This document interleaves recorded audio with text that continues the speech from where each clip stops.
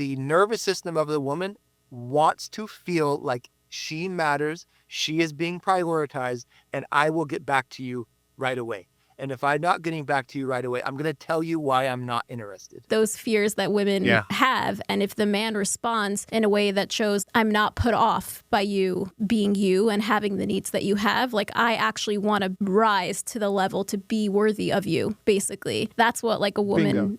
Wants. That's also what's hard to find, but it's out there, and there are great men. It's a lot of like women devaluing themselves before they have a chance to get hurt. Welcome to the Marriage Magnet podcast, where it's not just about attracting the one, it's about becoming the one. I'm your host, Nechama Phillips, and here we focus on growth, high standards, and creating an intentional life and love through self-development. Navigate your dating journey and beyond with clarity, confidence, joy, and ease, because marriage is not just a box you check off, it's your life. Subscribe or follow the show for bi-weekly episodes packed with value to help you have a better dating experience and marriage. Hi, everyone. Welcome back to the Marriage Magnet podcast. I'm your host, Nechama Phillips, and today we have Yehudah Kamman here. I'm so excited to have this conversation with you and hear what you have to say about this incredible topic of polarity. Yehudah is a leading relationship and polarity coach who has helped hundreds of couples break toxic cycles, rebuild trust, and reignite passion through his transformative coaching brand, Men of Integrity. Known for his raw honesty, spiritual depth, and practical tools, Yehudah guides couples to restore healthy polarity, teaching men to lead with grounded strength and helping women feel safe, seen, and cherished. Yehudah, welcome to the show. Thank you.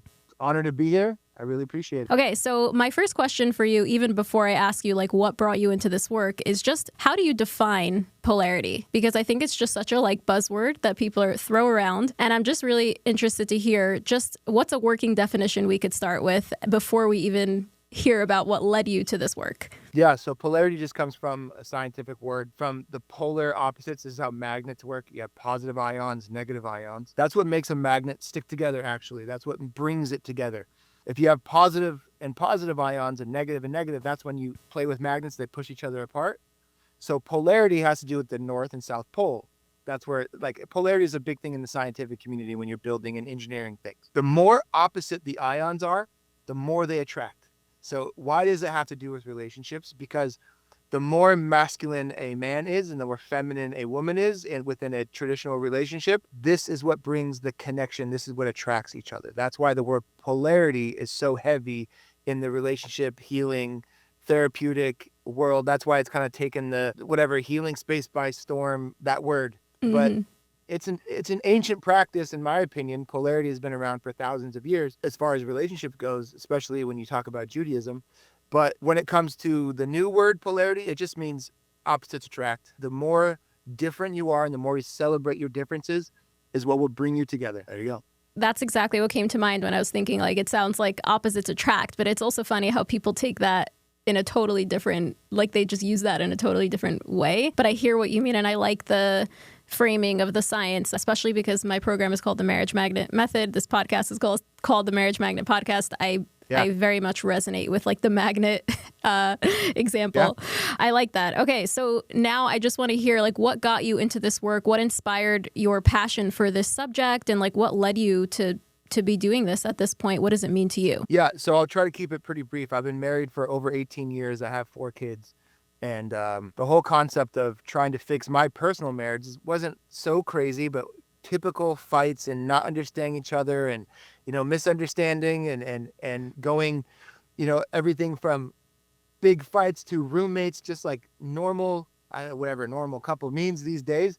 But it was very frustrating and very hard to find each other.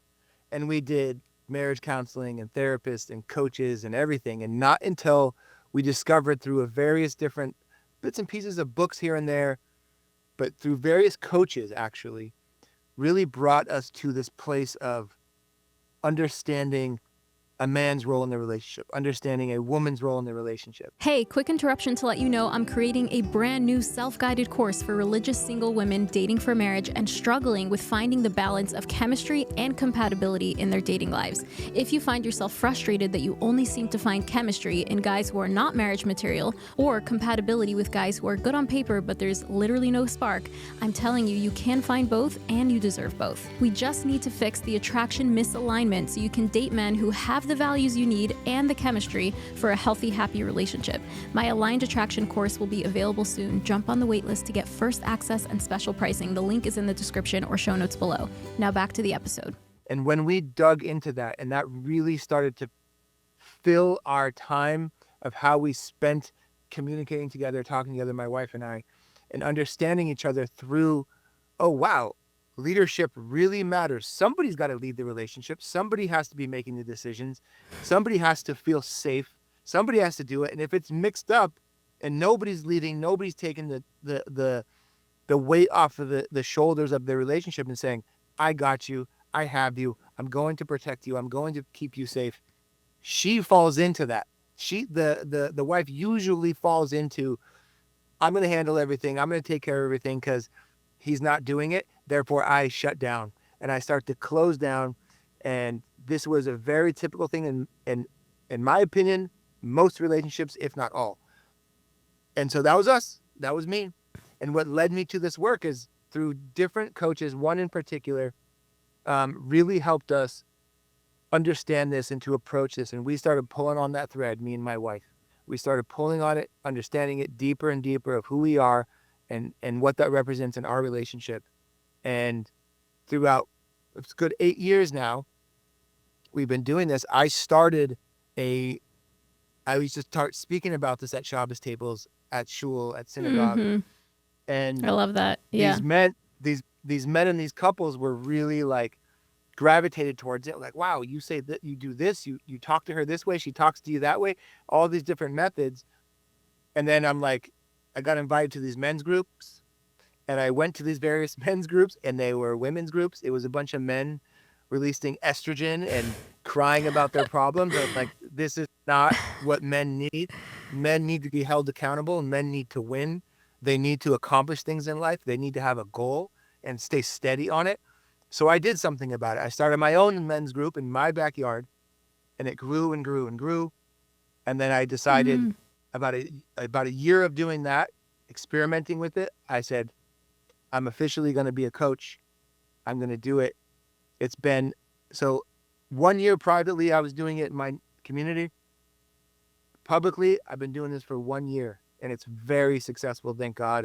And here we are. Wow, it's only been a year. Yeah, wow, publicly, yeah. That's amazing. Privately, 2 years within the private sector, but publicly, yeah. Incredible. When it comes to women, especially modern women, what's your take on women being too masculine? What does that look like? Do you think that's a problem today? Modern women being too masculine, yes. Would you, if I were to flip the question, is it nice for modern men to be too feminine in a marriage? According to me and according to Polarity, it depends on where anybody wants to fall on the spectrum of things, but my spectrum is simple. The nervous system, the frontal cortex is what is called the lizard brain. It's the fight or flight mode. If that is engaged in a woman in particular, they have a much more sensitive and more developed frontal cortex because their fight or flight mode is always activated. Generally, societally, women are a lot more unsafe than men for obvious reasons. We don't need to go into the reasons for that, but they often are always feeling a lot more unsafe than men. So if that's the case, their fight or flight mode is always activated. And if somebody, their husband, and we're talking about relationships here, isn't the one saying, you're safe, I got you, I'll handle this, I will take care of our life, our bills, our plan, our future, I will build this empire for us, you can take that weight off of you, that safety starts to open up and create a regulated nervous system within her body, within her mind, within everything. If that's not there, if she has to do that constantly, she is in her masculine. She is a masculine woman. It doesn't mean she's talking tough and being tough like a man. It means she's in her fight or flight all the time. Her nervous system can't shut down. It's always on. At the end of the day, she comes home and there's always something to do. Hard to relax, hard to let go. All these different things is because the safety is not being provided by a system, communication, a man who says, I am going to take care of you. I will handle this. You don't have to worry about it. So, yes. And actually does it. and actually follows through and actually does it 100%. Yeah. Well, then how would you, because a lot of my listeners here are single. There are a handful of married, but a lot of them are single. And I'm just curious because how do single women get to the place of being too masculine even before they have even much experience at all with relationships? Like, is it an upbringing thing? Is it a parental relationship thing? Like, what could make a woman actually be too masculine, so to speak, way before she even is in a long-term relationship or a marriage? Sure. It's all of the above. It's the society we all grew up in. This stuff isn't generally talked about. A lot of this stuff is looked at as like old world stuff. And to an extent it is, but it's not. It's kind of both. It's weird. So we are taught that, hey, hustle and go and go and go and accomplish and achieve. This is what will make you happy. But that's not true. That's not true for men and women, by the way, but in particularly women. So if that is the case and we're taught this and it's normal, they are constantly in that grind. They call it the boss babe mode. And so I was that literally just struggle, thinking that. Yeah. yeah, that struggle to be in that mode, to be in that mindset is taught to all of us. And there are certain aspects of it that aren't unhealthy or anything like that. It's a process of being able to, do I need to do this or do I have a choice to do this? We are brought up in our society as you don't have a choice. You will fail if you're not like this. You have to do this. There's no one there that's getting your back, that has you, that, like, for example, if my wife wants to go and make $10 million this year, she probably could. She used to be a very successful coach, right? So, but not because she has to, not because she feels the pressure that if she doesn't, the household falls apart. The kids don't eat. The tuition doesn't get paid. My bills don't get paid.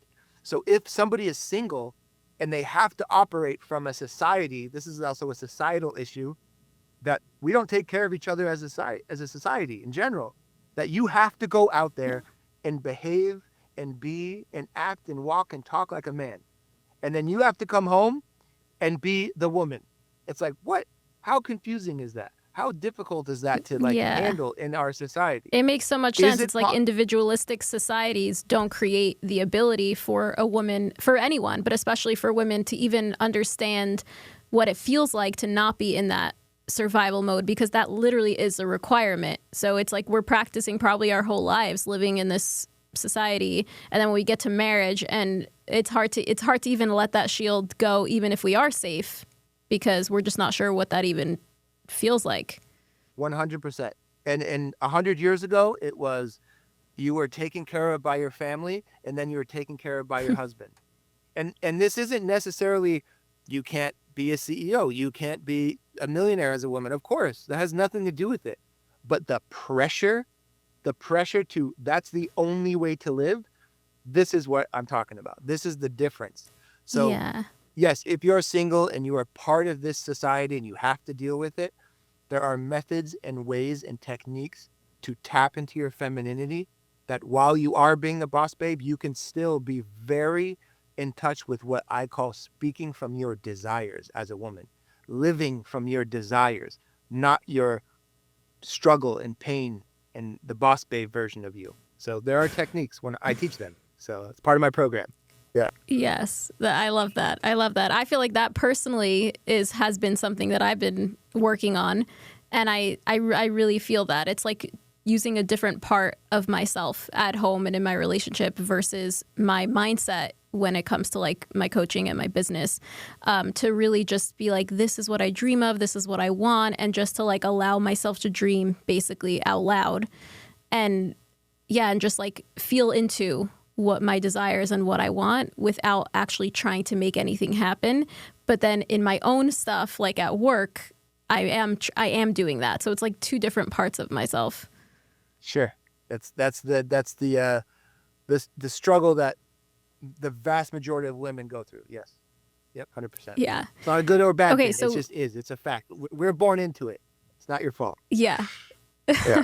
For sure. So when it comes to dating, I feel like, and this just makes even more sense the more we're speaking, but like women are a lot of times falling into this trap of chasing and pursuing when I don't think, right, really they should be the one being pursued, receiving, and attracting.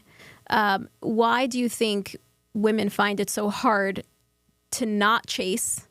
And what, I guess, is the woman's part of that in the dating scene, and what is the men's responsibility there? Well, the reason it's happening, I can tell you, is because of weak men.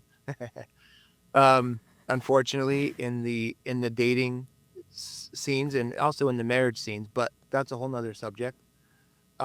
Because what happens is, for example, the vast majority of the time, like I'm talking about 99% of the time, women are significantly emotionally, and especially emotionally intelligently, more advanced than men.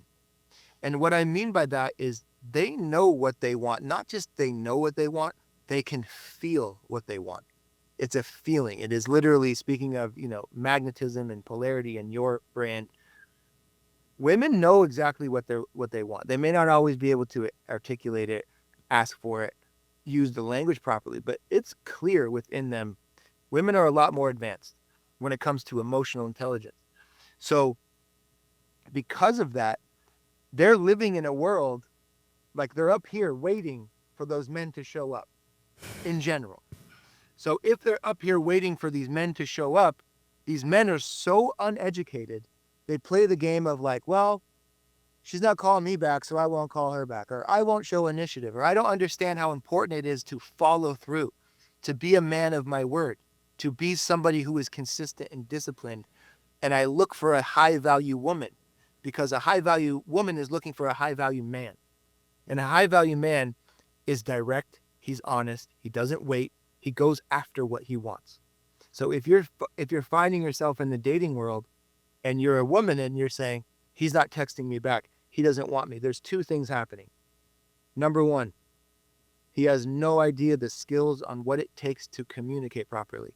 And that's an education system. That's a bad examples of leadership and childhood and all different kinds of stuff. Like I was saying, number one, it has a lot to do with the education system of men looking for a high value man, looking for what it means to be a high value man, a man that is consistent, disciplined. He goes after what he wants. He asks for what he wants, and he's clear with his intentions. This is not taught. This is not taught these days. Society has taught these games of like, everything's the same. Everybody's the same. You can text her. She can text you. It's like, no, the nervous system of the woman wants to feel like she matters. She is being prioritized, and I will get back to you right away. And if I'm not getting back to you right away, I'm going to tell you why I'm not interested. This is that direct. That's more of a turn on for women than waiting and guessing and playing these games. So it's the reason why men aren't this way. And number two, the concept of women being and looking for a high value man is not being afraid to ask for it. Saying, I need to know if you like me or not. Are you going to text me back? Because I don't want to waste my time with you. And that's it. Now, a man could be like, oh, wow, she's pushy. She's forward. She's very outspoken. Good. You just dodged a bullet. You don't want to be with a weak man who can't handle that. Like, I want my wife to tell me, like, I hurt her feelings. I messed up. My wife sometimes says, I want you to take me on a date to my favorite restaurant. Oh, good. I've been busy working. Thank you for telling me. I don't take that as like, oh, she's just always whatever. Be direct, because direct for sure is speaking from your desires. Women and it's scary because it feels vulnerable. And I think that's what when I try to encourage the women that I work with to be direct and express their desires and hold men accountable, or not let them fall away, but then at least you're not stuck in something that is not good for you, instead of doing that chasing where it's like, he's not texting me back, so maybe I'll text him to kind of like remind him of my presence. And I'm like, how does that cheapen your worth? How does that make you feel about yourself? But it's interesting because what you're saying also reminds me of like when people ask me how I knew that my husband was the one. Hey, quick interruption to let you know that the doors to the Marriage Magnet Method program are opening soon. If you're a single woman who's dating for marriage, this space was created and designed perfectly for you to accelerate your dating journey, but not just for the results of marriage that we're hoping for, to have a better experience and a better you along the way towards your dreams. This 3-month program will help you become a magnet to attract the right guy for you for the marriage that you deserve. Learn more about the program in the description and show notes below. This is the investment for ultimate marriage readiness and knowing you'll make a decision clearly, intentionally, and wholeheartedly to start your next chapter. Don't wait another minute. Doing this work now will not only create the capacity in yourself for a healthy, happy marriage, but will impact your children and generations to come. This is the best place for single women right now who are wanting more for themselves out of life and love. If you know that's you, book a free consultation call with me to apply, and I'm looking forward to meeting you. Okay, back to the episode, which is such a large question, and it's hard for me to think of what was that thing. And this is definitely one of them, because I remember that being a very clear differentiator where it was I was able to state my desires, or I said, I don't like that you did that, or can you do more of this?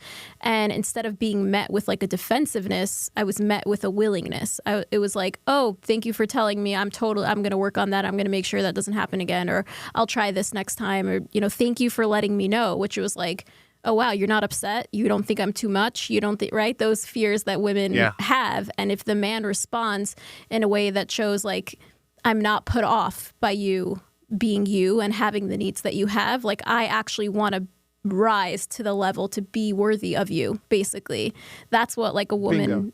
wants. And I think that's also what's hard to find, but I think it's out there, and there are great men. It's a lot of women devaluing themselves before they have a chance to get hurt, in the way where it's I don't want to actually express my desires. That's too vulnerable, to then get rejected, so to speak. And it feels like a rejection of my core self.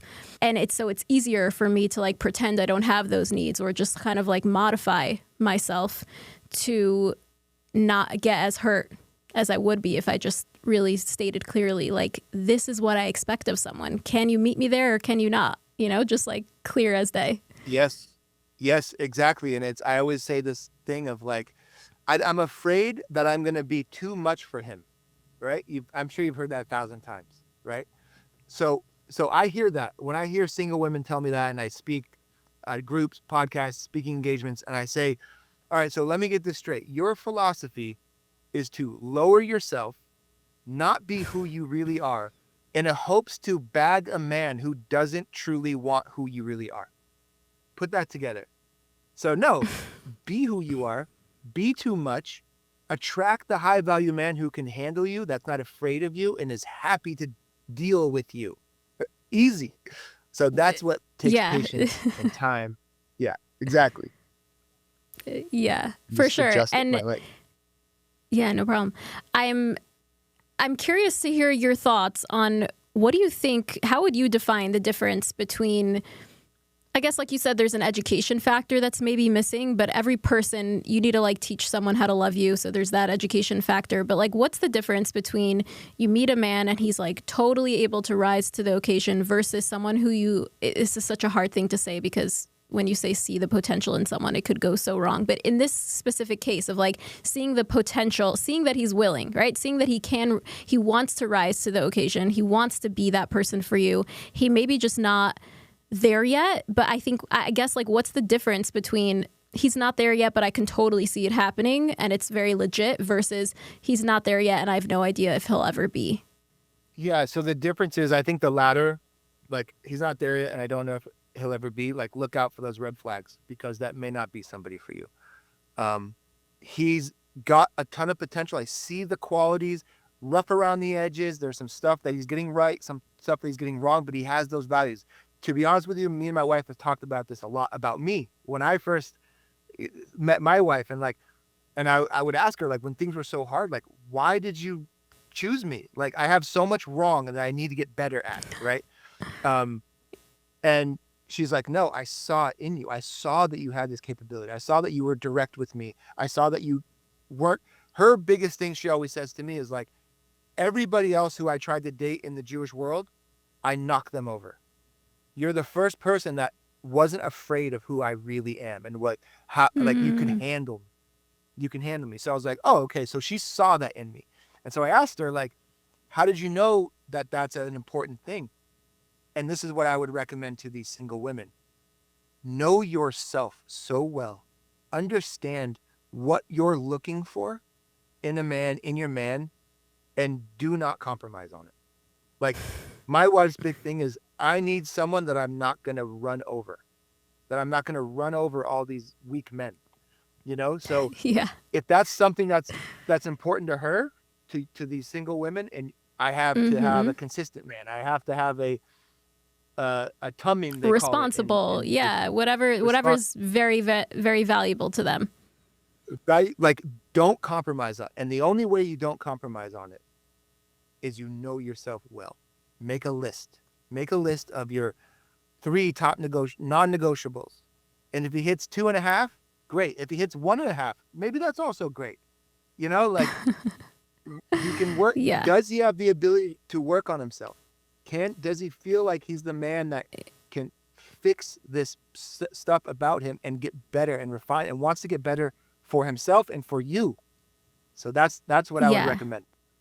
For sure. I like that also, like getting better for himself. That has to be a desire of his, independent of you, but also obviously in relation to you. But that's literally what I preach so hard about and what I do in my programs. Like, self-awareness is the first module in my program. And I just think like you literally can't do anything else without it. You can't not know who you are and then expect to get what you want. You have to know who you are.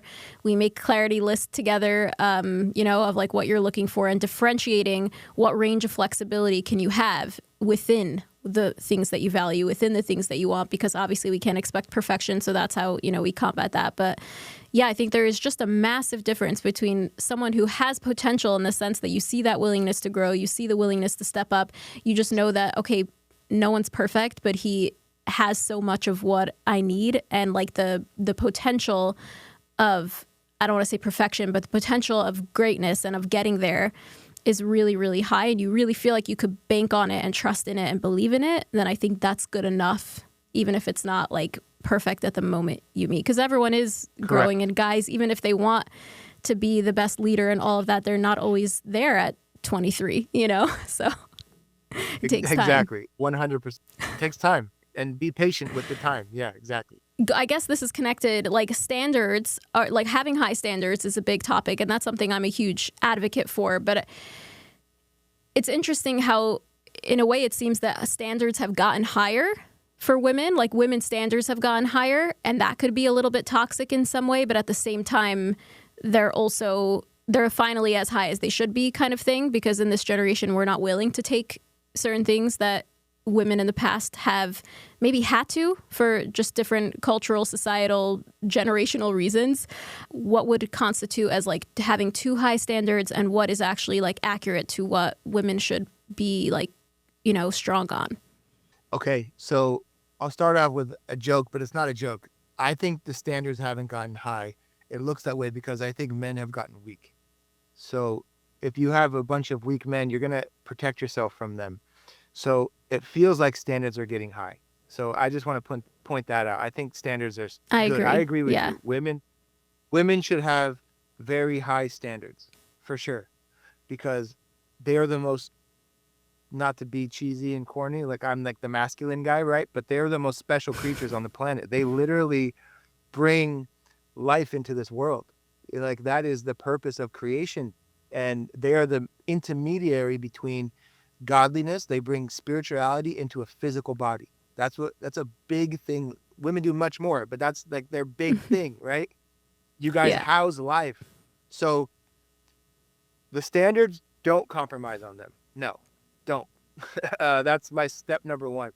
Step number 2, I fully think that prioritizing your standards, sort of like the other subject matter, I think if you want a guy and you only want Gucci bags and go on vacations every 3 months, and you're very superficial and materialistic, you have a lot of therapy to go to, because you're hiding behind something and you think you're filling the hole with physicality. So if that's the type of standards that you're holding, he's got to be a multimillionaire and I don't want to compromise. You're just hiding behind security. You need to feel safe and taken care of. but it comes out wrong. So I think women should work on that standard for sure. I don't really honestly know much women like that, but I know they exist for sure. Um, Yeah. and Yeah. definitely work on that. Definitely work on that. I think that's an inappropriate standard. The standards women should be looking for is, can he protect and provide? Does he work on himself? Does he want to cherish me and my children and build an empire for himself? Those are the standards that you should be looking for. And to your point, does he have potential to do that? He may not be there now, but do you see that drive? Do you see that passion? Do you see that energy inside of this man across from you on a date? And if you do, keep pulling at that thread. He may not have to have it. If you think you have to date somebody who's already set up or comes from money and Mm-hmm. you're going to win the lottery with him, that's superficial and dangerous. And you're going to end up being depressed in your marriage because you're going to get a really toxic guy with a bunch of money. So good luck with that. Yeah. Yeah, Yeah. I agree. And I really like the way that you put that. And it leads into my, I guess, final question, because even though we can talk for a long time, I feel like I have so many things to talk about. I want to hear from We'll do when it another comes to, yeah, we'll have to do a part two. When it comes to financial providership, and you mentioned this in your recent response, how would you put it? You're saying you don't have to look for someone who's fully set up now and the potential and all of that. I think it's so interesting because, I mean, there are men who go to school for a bunch of years to, medical school, or like there's so many different types of situations where the women will have to have the pressure for a certain amount of years at a certain time in a certain way. I guess, do you think financial providership is the be all end all? Like, do you think that is like integral for a woman to look for? Or do you think now in today, because times have changed so drastically and women have so much capability and so much opportunity and so much desire to do things, financially, monetarily, business wise, I guess, like, do you think it ruins the polarity for a woman to be making the money if it's for a portion of time, or if it's, even if she does, like we said, have that pressure? I guess, what's your opinion on providership being like the most important masculine thing? That's what it seems to, like in the polarity world, it seems to be stressed a lot. Okay, so there's a few different layers to it. I'll rip the Band-Aid off first. Yes, it ruins the polarity. But there's different categories that I'll talk about real quick. If the pressure is on her to provide solely, if she comes from money, if she's comes from a career before they met, and she's the one making $300,000 a year and he makes nothing or whatever, she will be in her masculine. She will. This is a psychological, biological situation. Now, can there be certain healthy relationships that she's the breadwinner, let's say, and he's very take charge, protects her, takes care of everything, handles everything. She feels so taken care of that she has no problem providing the money aspect of it. Yes, that can exist. I've never seen it. But could it exist? Yes. You've never seen it? I've never seen it. I have never, and I've met a lot of people where the women are the breadwinners and she is very, very dysregulated on deep, deep levels, traumatic levels, nervous system levels, her body, her libido, all these different things. So it does not mean that there can't be people that crack the code of like, she could be making more than him, but like I said, she doesn't have to. Like, she could quit tomorrow and there will be no change in the way they live and the way they love each other, the way they raise their family, the way the money comes in. That I've seen. I've seen it many times where like she might make more than him, but he's in such a leadership, confident, masculine role that she literally doesn't have to do it. She wants to do it. She wants to be a CEO. She wants to be the doctor. She wants to run her own empire. Beautiful. There's no problem with that. But if for some reason she's like, I'm taking 6 months off to spend with the kids only. And he's like, no problem. I got you. Go. Have fun. This is going to be awesome. Yeah, it's No like knowing problem. how he will respond and how what his potential is in stepping up if you want to step down. I think what you Correct. maybe you can feel you're banking on, even if you are Correct. the one leading financially at the time. I maybe see it this way because I'm biased in certain ways, and we've had different stages in our marriage. In this regard, I think the emotional providership, at least for me, is the most important. Like you're saying, the feeling of like banking on, I can stop at any time and you've got us, or just the emotional, like if you are the leader and protector and provider of our like family unit and safety, and it's almost like a barrier to the outside world emotionally, because like to have the space to fully just be your true self and all your emotions and all your feelings that are very complex, especially with, motherhood and parenting and all of that. And to know that your husband like has got all of you, even without the financial piece. At least that's my take personally and professionally, of like, it's not as much about the money maybe as it seems, because that is just like you said before, the handbags and all of that, like the luxury stuff is a symptom of wanting security on a deeper level. I think that because today women we don't have to rely on men in the same way in terms of financial providership, because we can't have bank accounts, and it's just a completely different world than it was, a generation or two ago. So is it really about the financial providership, or is it about providing the steadiness, the safety, the presence, the barrier to the outside world that is probably more emotionally important than practically important? I can say unequivocally and biasedly than that, you are correct. It is the emotional stability and the well-being and the safety and the nervous system and the biological mechanism that is saying, I can bank on this man. I can trust this man. I may be making way more money than him. But if I told him tomorrow, this literally happened to me. My wife was making way more money than me. Her coaching business took off. She came to me and said, I want to stop. I want to be a stay-at-home mom, but I don't want to work anymore. And to my credit, I said, whoa, I'm scared. But I said, all right, let's go. Yeah. I said, let's go. Let's go. Mm-hmm. Let's do it. And I figured it out. Now, amazing. If my wife were to do this now, I'd be like, I wouldn't even be scared. But then I was. This was years ago. So that's when I was like, oh my God, this is crazy. This is not how the world works. It was in the middle of me learning all about this polarity. And she came to a really healthy spot in her polarity. And she's like, I'm done working. And I'm like, okay, let's go. Let's do it. And terrifying, but I did it and I'm doing it. I happily retired my wife. And if she wants to come out of retirement and start coaching again and makes more money than me, she'll do it because she wants to. Not because I've already built the empire. I'm building the empire. She doesn't have to build any empire. She does it in a different way with the kids and the education and the nurturing and the femininity. That's her empire. So yeah, I think you nailed it. It has nothing to do with the money. Even though most people are taught that it has everything to do with the money and stability and security. Yeah. It's does my man got me?